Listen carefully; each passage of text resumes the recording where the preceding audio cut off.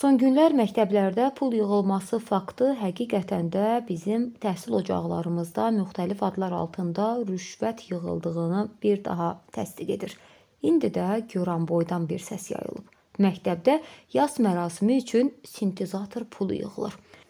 Bir neçə gün əvvəl sosial şəbəkələrdə Goranboy rayon Zeyvə kənd tam orta məktəbinin direktoru Lamiyə Abışovaya aid olduğu deyilən səs yazısı yayılıb.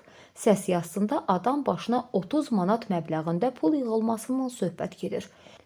Məsələ ilə bağlı açıqlama yayan Goranboy Naftalan Təhsil İdarəsi bildirib ki, məktəbdə pul yığılması faktı olub, lakin müəllimlər Ceyhun müəllimin yaxın qohumunun yasına kömək məqsədi ilə həmin pulu yığıblar. Gəncə xəbər isə bildirir ki, sosial şəbəkələrdə sözgedən 30 manatın yığılmasını əks etdirdiyi iddia olunan siyahı paylaşılıb. Həmin siyahıda dekor, fotoqraf, videoqraf və sintezator üçün nəzərdə tutulmuş məbləğlər qeyd edilir. Maraqlıdır, yas mərasimi üçün niyə dekor və ya sintezator pulu yığılsın? Ya yas mərasimlərinin təşkili dəyişilib, ya da pul başqa tədbir üçün yığılıb.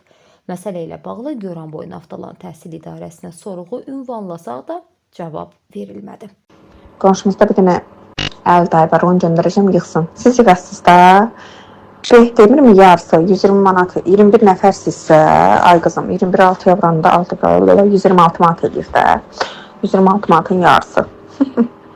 Bilmirsiniz, hesabınız batıb. Yəni siz elə deyin. Qoyun orada tək oğlanların 2 manat artıq pulu çıxsın. Onu elə yığın, sonra 30 manatdan yığın, işinizi görün də.